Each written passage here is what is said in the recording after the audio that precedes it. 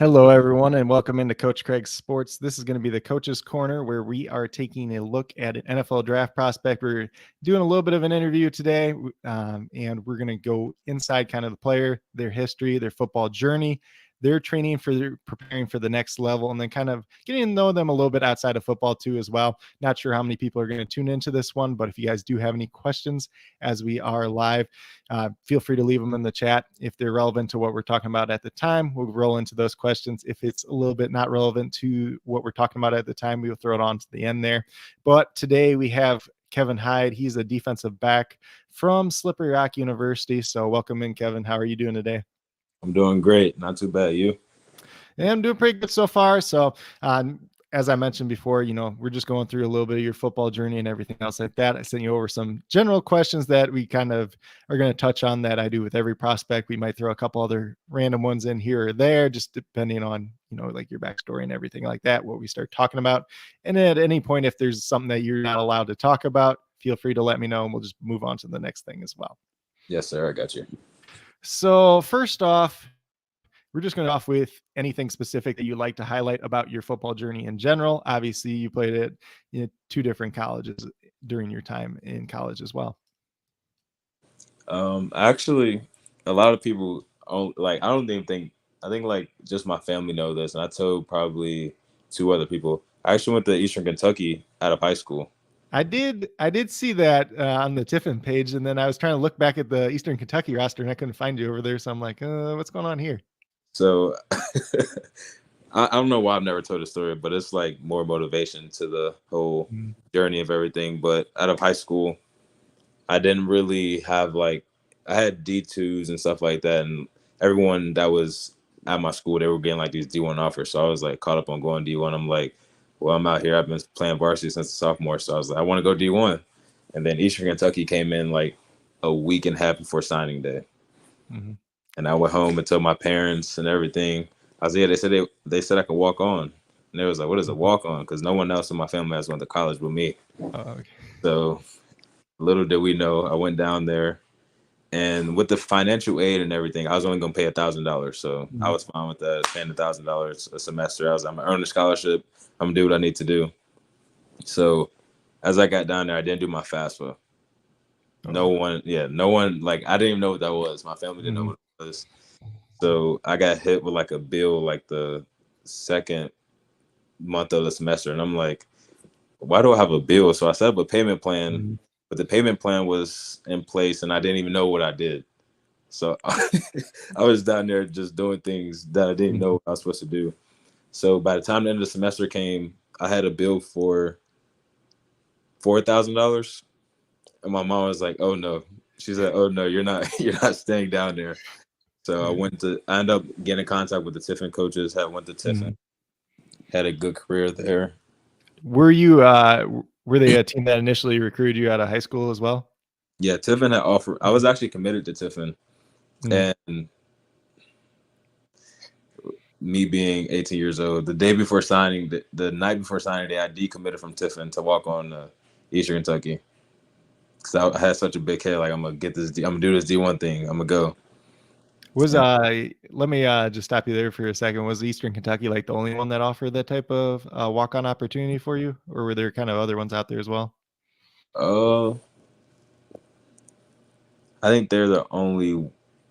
Ball State might have said something about it, but I was like, I know I'm good enough to play. I knew that I was good enough to play anywhere I wanted to go, but I think Eastern Kentucky was the main ones that was pressing on the preferred walk-on thing.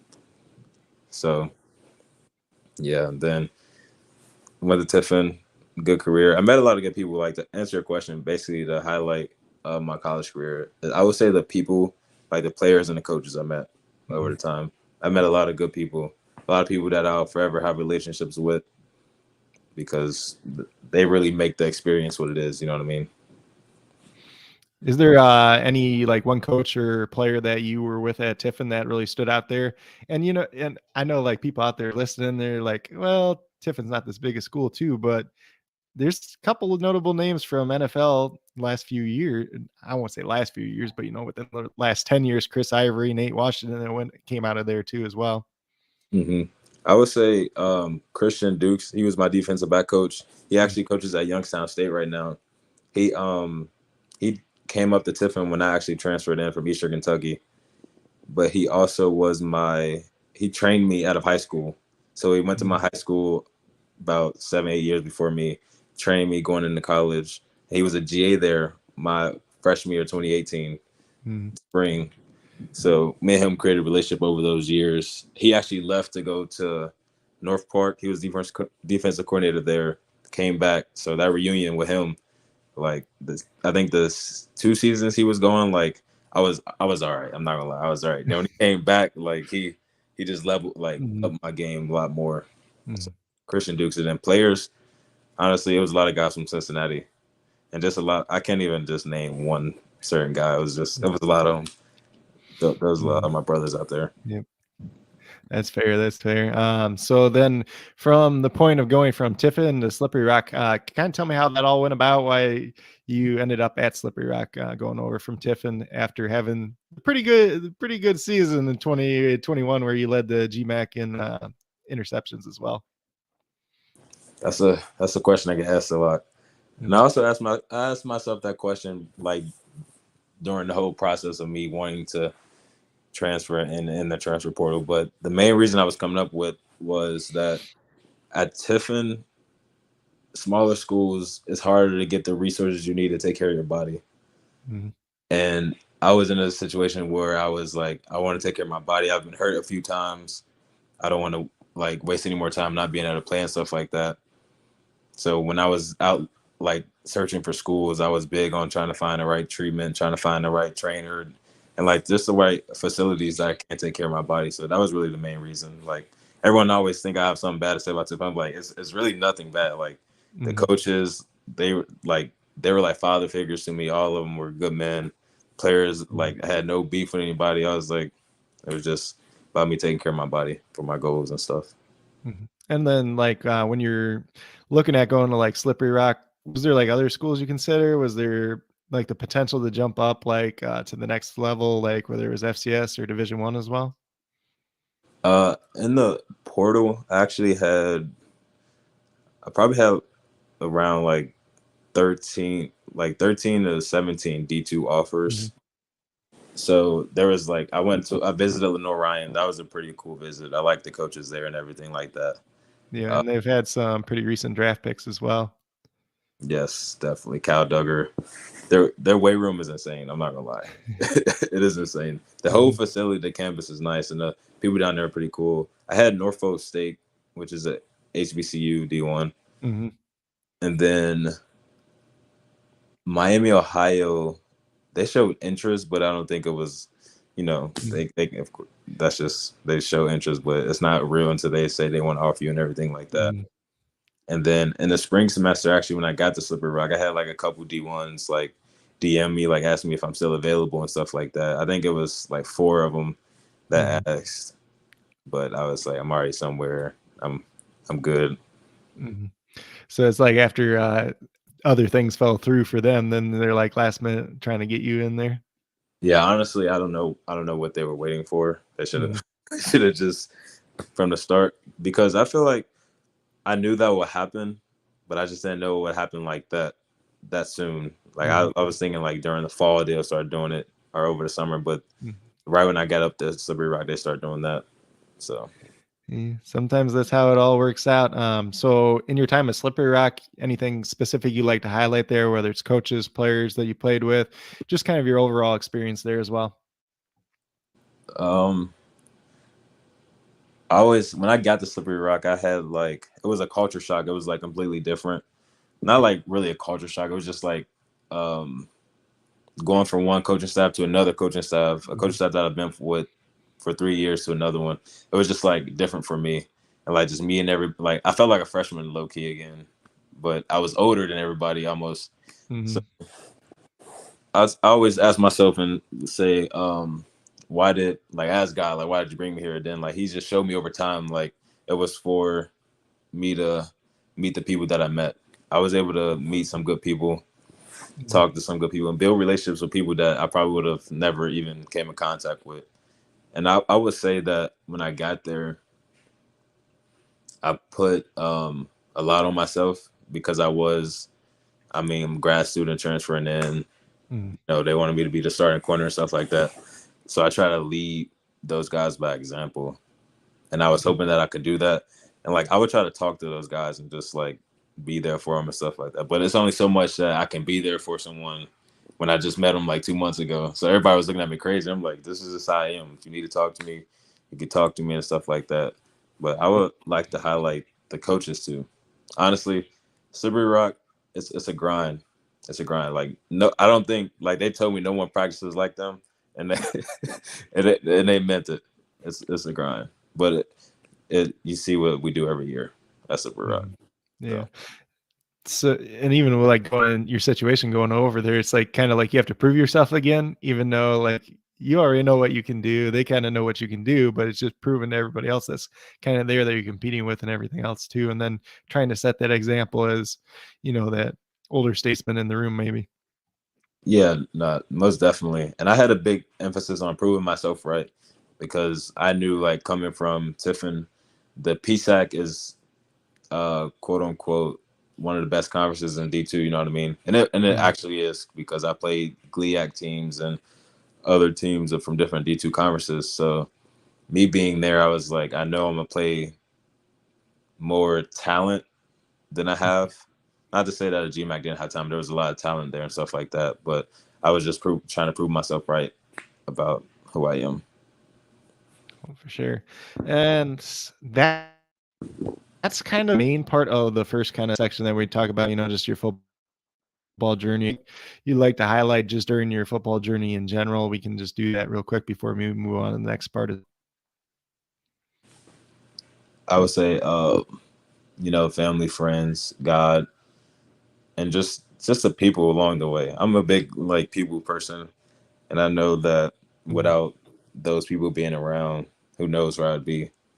Like Mhm. the guys at Tiffin, the guys at Slippery Rock, even Eastern Kentucky. I was there for the summer and the fall semester, but I still talk to those guys. And yeah, just the people. And also, I'm not gonna, like I would like to highlight myself too because me like not having any guidance and any football related Mhm. thing, I feel like I've done a decently good job at navigating myself through everything and just making the right decisions to get me to this position that I am in right now. Mhm. For sure. And I mean, just that journey in itself is a big journey. And then even when you go to college and you're learning to navigate how to be a student athlete in college and everything else like that too, there's a lot that goes into that as well, which a lot of people don't really understand when they're looking from the outside. I agree. I agree. A lot of people also just think that they just like you're just a football player, everything's easy. I'm Mhm. not gonna lie, like it's not the hardest thing in the world. Like I tell people, like being that student athlete isn't the hardest thing in the world, but it is challenging. It's more Mhm. challenging than like if I was just I would say like a regular student that just only went to school. You know what I mean? Mhm. But those people have challenges too. Like they have their Yep. own personal life and everything. Not to say that their life isn't challenging, but Mhm. we have extra. Basically, it's a 9 to 5 job with school and extracurricular activities. Yep.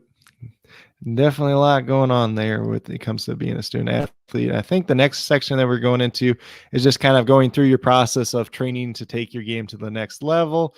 Kind of where have you been training at? I know we talked a little bit about this on Twitter back and forth with some messages, just but for the people out there, just explain your process of training for the next level, kind of where you've been training at, and then we can also roll that into kind of what pro days you'll be attending and stuff like that. I got you. So I was training at Win Performance in Chicago, Illinois with Kerry Neal. I was Mhm. there from July 9th until February 16th.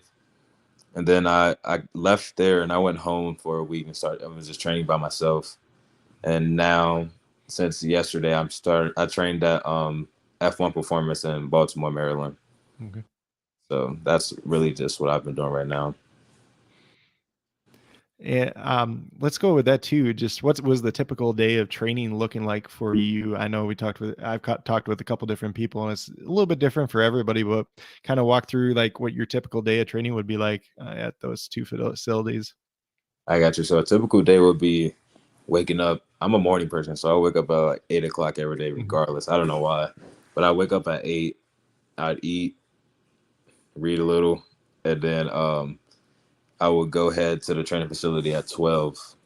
So we'd be there at 12 till 3 or 4, Mhm. depending on what that day is. And this is all at Win Performance in Mhm. Chicago. So we'd get done with training around 4. Then I drive back to the Airbnb that I was at and Mhm. just enjoy the rest of the night, eat, sleep, shower, stretch, and all that stuff. But sometimes it depends. Wednesdays at when we had yoga, we had Mhm. a chiropractor come in, some rehab, just basically treating the body. And then another Wednesday thing, we had pool workouts, but get in detail about the workouts. We do a lot of explosion work, Mhm. 40-yard dash, like that's a real big thing. That's it's Yeah. crazy how like many details are in the 40-yard dash. Like just Mhm. one minor detail can make you be a difference between the 4.5 and the 4.4, and you don't really know that if you don't go to the right training Mhm. because those trainers are like they specialize. That's their life. Yep.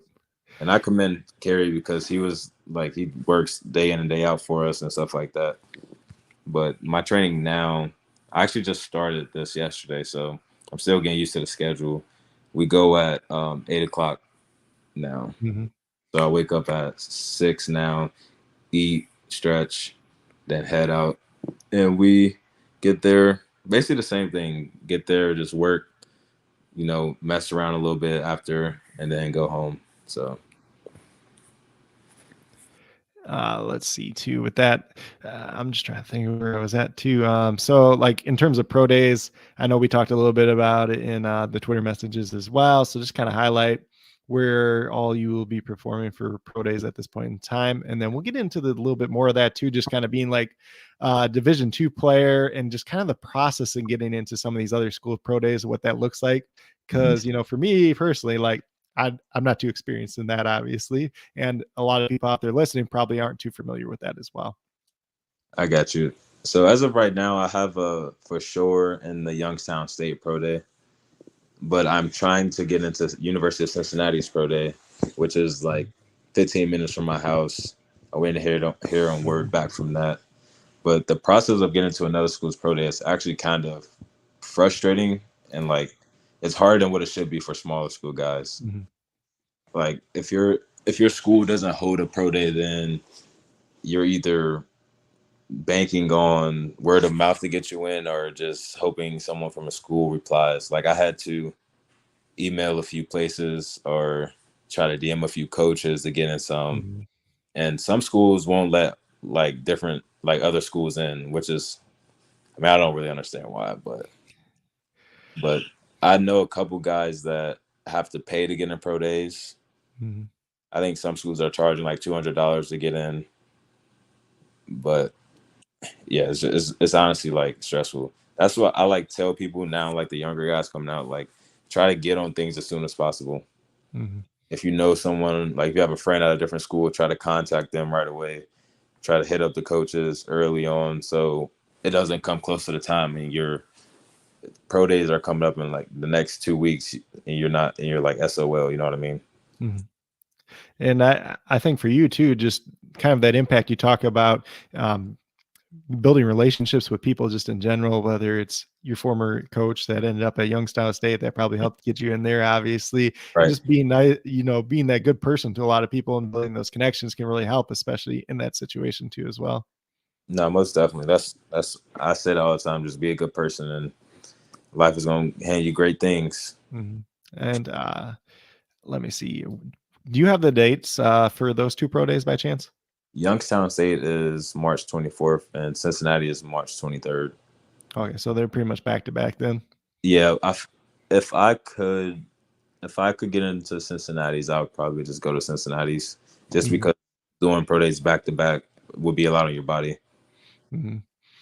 Yeah, and just depending on what all drills you're running out there too, and everything else like that. So, Exactly. I uh, also heard that I forget I was talking to someone, they said sometimes they make the smaller school guys or guys that don't attend a university go out first, Mm-hmm. and sometimes they just get one run of everything. Mm-hmm. I'm not sure if that's still true today, but if it is, then I mean, it just sucks. You know what I mean? Because a Yeah. lot of like Slippery Rock in March, you could either get a blizzard, it could be sunny, rainy. You don't know what you're gonna get. So having a pro day, like if you don't have an indoor, it's harder. And also if you don't have like the scouts coming to your university, it's kind of unfortunate also. So you have to do what you gotta do basically.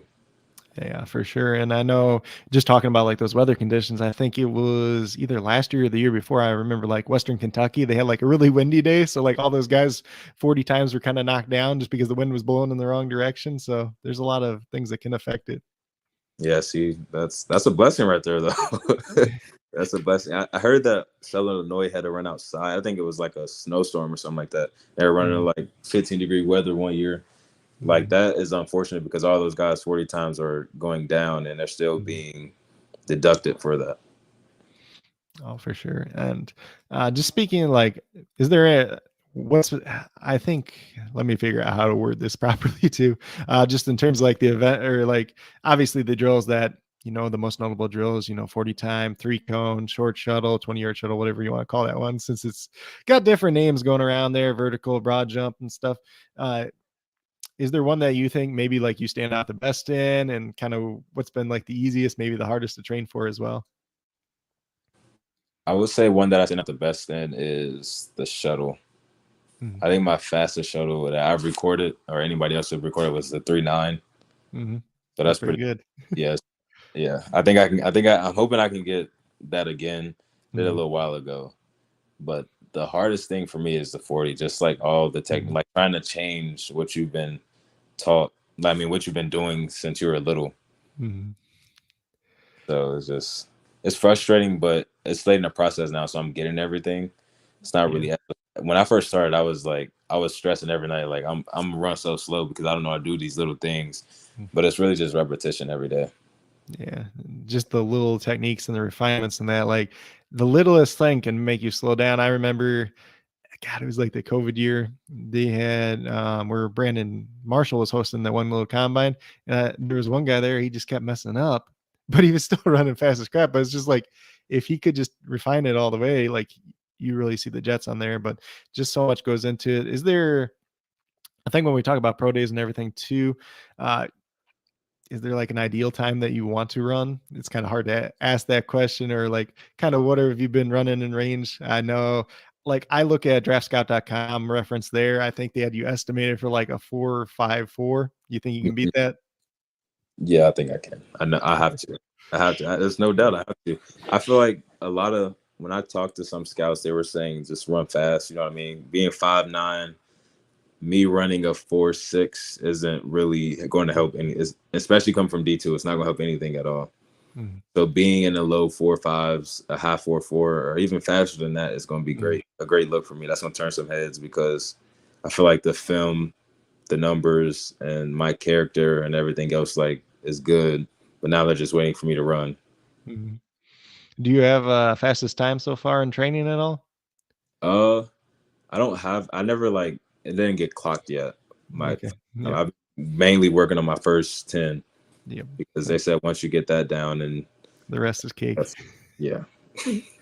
Yeah. So, well, you'll obviously run faster than the fastest 40 time I ever had in my life, which was like a hand time 4.7 back in high school. But That's not too bad in high school no, though. but hand time too. So it's probably like closer to 4.8, but What? How old were uh, you when you did that? like 16. Yeah, you were 16. You running a 4.7. So and you, with Yeah. no training, Yep. give yourself some credit. Yep. So I think kind of the next one too. Depends where we want to go next, I think, because we've been talking a lot about football too. I think just go with a little bit still on football here. Mhm. Um, so I did see like you done some punt returning before as well. A little bit this year. It looks like a little bit back in 2019 as well. Is that something you're like willing to do at the next level? And then kind of like how much other special teams experience do you have too as well? It's kind of hard, like just digging up the numbers to see special team stats like for all that stuff, obviously. Honestly, Doing special teams, I should have done more of in college. Mm-hmm. But I would say that um, I being punt returner actually back in 2019 Mm-hmm. had a chance to be one of the main punt returners, and it was one windy day in camp, and the punter drilled the ball. It was high. It was he did it. It was too high. So I'm back there waiting for it. I'm just waiting, and the ball like shifted right when it got to me. I dropped it. And then Coach Ricer from Tiffin, he looked at me. Then looked at the special team coach. He just shook his head. And I was like, oh, I had to blew my chance being punt returner. Mm-hmm. So I feel like I could have been doing it, but I just the confidence back there wasn't always there back then. But this year it was, and I should have honestly went back there even more than what I did. But we ended up going a lot of safe punt because we started going against some teams that would fake it. So, and I was reliable back there catching the punts. And I think it was Westchester. I had a good punt return, and that was my first punt return really since high school. So I was like, I could have been doing this the whole time. I should have been doing this. Yeah, one of them was Corey Curtis punting against you guys this year when you played them? Because I know he did do a little bit of punting this year when we talked to him, because I believe he said the punter hurt his foot or something. So then he volunteered to do it. So that safe punt thing could really come up against that, because you're like, hey, that's the quarterback back there. Yeah, facts. I'm not sure if he did or not. That game actually, I went on a corner blitz and I got drilled by two offensive linemen in my head. So I ended up leaving the game early actually. So I don't remember if he did or not. That would have been one that connected quite a bit there, though. Trying to think of where. So you mainly played corner in college, correct? Just looking back. Yeah, I played corner. I played nickel also at Slippery Rock for the first 6 games. Okay. So you have a little bit of versatility there. You're kind of willing to play any spot, obviously, at the NFL level, correct? Yeah, whatever's going to give me playing time. Yeah. Did you ever play safety at all or not? I'm just looking back. I played safety a little bit for a few games up at Slippery Rock too. So, and I had like it was when a receiver with motion, we would go roll back to free safety and just play middle of the field. So I got some film of that. But usually when they would do it, they wouldn't throw it. So they ended up running. Yeah. So that's kind of what I got in terms of probably football. Well, we got someone that will come up a little bit later, but kind of getting outside of football. So what are your hobbies outside of football? Like, what do you kind of enjoy? And then we'll roll that into a little bit later too, kind of talking about your major in college, what you like to do after your football career is done as well. I got you. Some hobbies that actually was pretty bad because for a while I didn't have any hobbies. It was just like strictly football and working out. And I know that's like cliche to say, but I like everyone like, what are you doing in free time? I'm like, if I'm not working out, I'm probably sleep. So it's just, but now I started picking up some books and reading. I watch movies a lot, and then just chilling with my friends basically. So, and then kind of rolling just over to, like your major in college, and then kind of your plans post football. What would you like to do once your football career is ultimately over? my major in college was criminal justice. I always wanted to be a police officer since I was younger. I have no idea why, but I did. And everyone asked me like, "You want to be a cop? Why?" I was like, and I always say like, if you want to make a difference, you got to beat a difference. Especially during the 2021 was the year after all the stuff happened in Minnesota. So everyone was asking me then, like, "Are you still gonna do it?" I'm like, "Yeah, why not? It's not stopping me from trying to make a difference from what's going on and stuff like that." But for after college, I like being a police officer is definitely up there, probably my top choice. But I also want to be a trainer. I feel like that if I was whenever the game is done for me, I'll probably be one of the best DB trainers. I just you want to get a little bit into coaching too as well with that, maybe? I'm not sure about coaching because I don't know. I don't think I can be a coach. I would say just all the traveling and like the uncertainty that's with coaching. Being a trainer of your own schedule, you can train who you want. I feel like there's a more personal connection with a trainer than it is with the player and the coach. Oh, for sure. So that's kind of that. If there's anything else you'd like to highlight outside of football too, feel free to mention it as well. I got you. I would say, no, I appreciate you also for, taking the time out to interview me and stuff like that, because Mhm. you doing that is you're targeting. I feel like you're targeting a lot of small school guys. Mm. Yeah, I'm always one to kind of for a lot of people that don't know it, I do a lot of like film watch and amateur scouting and stuff like that. And I'm always one for kind of the guys that are going under the radar and like smaller school guys and everything else like that too as well. Yeah, I appreciate that, because you know, guys go under the radar compared to the bigger school guys, which is Mhm. fine. It just makes the journey like a little bit more fun. The glory and stuff when you do making everything like that. So I definitely appreciate you. Just Mhm. highlight you for what you're doing for the smaller school guys and the people that's not really getting the attention or whatever. So I definitely appreciate that. So kind of the next question is just who or what motivates you in general. So you can talk about people in your life that had that major. We talked about some of them that have a pretty big influence, but kind of who motivates you in general as a person. And then what just kind of motivates you, like from a personal level? What makes you like get out of bed and try to be like the best person you want to be that day? I got you. So what motivates me, I would say my family. I have, well, my mom, she works really hard. She has done everything for me. My aunt and uncle, same way with them. They have, like, all three of them basically just been like nonstop trying for me and everything like that. And I also have 10 siblings. Dang. Yeah. Where do you line up in the 10? I think I'm in the middle. So my mom has 4 kids and my dad has 7 other kids. 7 kids. So I have 3 older siblings and the rest are younger. All right. So I Any just of them trying to follow in your footsteps? Yeah, actually, I have a little brother. He is about to turn 13 actually next weekend. But Mm, his hands are the size of mine, and he's gonna be a freak. And I'm already working with him like he's gonna be a freak. And I got some. The rest of my siblings are too young to actually know what's going mm, on. But I just want to show them like the right way to do things and mm, to really like that. No matter what, like you can do what you want to do in life, because I know that their situations and situations that people are in isn't the best. And if I can be a positive light to them, that's really all I want to do. So, mm. Yeah, that's great right there. I mean, that kind of answers a lot of that question, unless there's more that you want to highlight as well. uh, what makes me be, what makes you get out of bed and be the best person? I just say, just you never know what people are going through.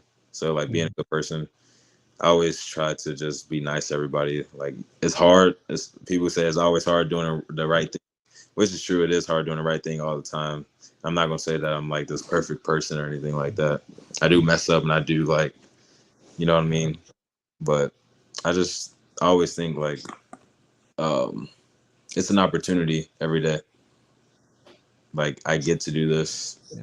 What if there's somebody out there that wish they could be in my position? There's someone out there who Mm, has it worse. All the mm, motivational speaking, everything like that. mm. But Yeah, definitely a positive outlook on life too. It's just I know and that seems to be a lot of themes with the guys that especially I talk to. Just very positive people so far. So. mhm. Kind of last one is just is there like a player you kind of have modeled your game after, somebody you really look up to in terms of a player as well? Someone I really look up to as a player, I would say, is Terrell Rivas. I like Kenny Moore also and Mike Hilton. Mike Hilton's kind of a guy that like is under the radar Mhm. because I mean he's not the most flashy guy, but if you like really watch him, like he does everything right. He makes big plays when the game is on the line, and he's my size. I like, of course, I Mhm. could say Jalen Ramsey and all those guys, but me and Jalen Ramsey would never play anything alike because he's 6'1", 6'2", Mhm. and like we have two different body types. So I try to look at guys who either look like me in like body size or just someone who plays like me a little bit. I like Josh Mhm. Alexander too. He's nice. Yeah. I saw the one other interview you did. You mentioned Vernon Hargraves up there too. Oh yeah, like before every college game, I watched his college highlights. He was crazy Mhm. in college. He was Yeah, He kind of had an unfortunate NFL career between injuries and some other stuff that happened in Tampa. But I'm a Texans fan. When he was there with us, when he was playing in the slot, he actually played pretty well. And then the next year they kind of forced him to the outside, and then it just wasn't quite as good. But in that slot, he was doing pretty well the one year, I know for sure. No, he definitely had. I mean, he was in the NFL, so he did a good job there. Also, I watched his NFL highlights also too, and he was on the Bengals. Yeah, a Wow. little bit after that. Yeah, so not sure what he's up to right now, but most guys, he still lasts longer. When you talk about the NFL, most guys only last about 3 years, so he beat that. So yeah, that's definitely something. Definitely. So that's kind of what we got in terms of the general questions. Doesn't look like we had too many people tune in today. I don't have too many questions in terms of that. Is there anything else like you kind of want to just put out there about yourself, just in general? Don't know if you can really talk about too much of like communications you had with like teams so far and everything else like that. I know that's a touchy subject for some prospects as well. Yeah.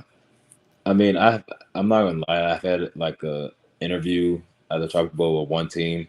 Some teams came up to my school, obviously, like to talk and stuff like that. But I always say like none of that really matters until I sign my name on the dotted line. Because like just like at high school, like them showing interest doesn't really mean anything until you know what I mean. You sign that paper. So just earlier you mentioned two guys that I would like to.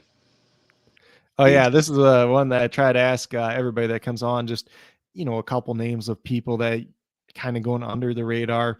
I know when I asked Corey, it was give me a couple like this year, give me a couple in the future too as well. It can be guys that you either played with, it would be guys you played against, and kind of respect and everything else like that too. People and have communicate history with from your past, going back to high school or whatever as well, or even guys that maybe you trained with in Chicago or Baltimore as well. I got you. I would say some guys that that is coming out this year. Tyler Richardson from Tiffin. He actually played really well at the Hula Bowl. I don't think he didn't. I don't even think he allowed to catch all week. And he was probably one of the smallest school guys that was there. And then our quarterback from Slippery Rock, actually Noah Grover. He's probably one of the hardest workers that I know.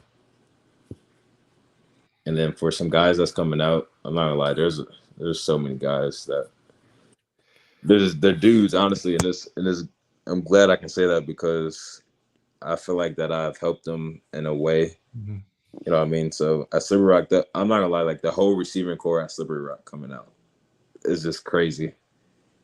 And then for Tiffin, Jermaine Wimpy and Caleb Street. They're both DBs. James Weaver. I know I'm naming a lot of people right now. I'm writing down a bunch of them too, just so I like having the reference point there too. Even like when I talked about me watching film on like prospects and stuff, like anytime I see like some guy on tape, I'm like, who's this guy over here every once in a while? And then be like, okay, well, this guy's not coming out for a year or two still. So I'll write him down and then come back to him like a year later, just. No, definitely. But the Slippery Rock receiving core, and then Tiffin University DBs. And they also have a receiver, Anthony Lowe. He's crazy. Yeah. So. I like writing all these down just because, getting more exposure to some of these smaller school guys, some of the guys that are coming out this year too as well. Was there I don't even know how to word this one right now, like guys that you were training with, right? In Chicago and Baltimore, was there anybody else that stood out kind of there too? Yeah. In Chicago, there's this guy that went to Notre Dame, actually. He suffered 2 ACL injuries. Oh, dang. And his name is Avery Davis. He was a receiver there, number 3. Oh, I know Avery Davis. Yeah. And it was only 9 of us there, but really all of those guys, they're just hardworking people. And so Avery Davis, Dylan Thomas went to Missouri State. He was actually my roommate when I stayed in Chicago.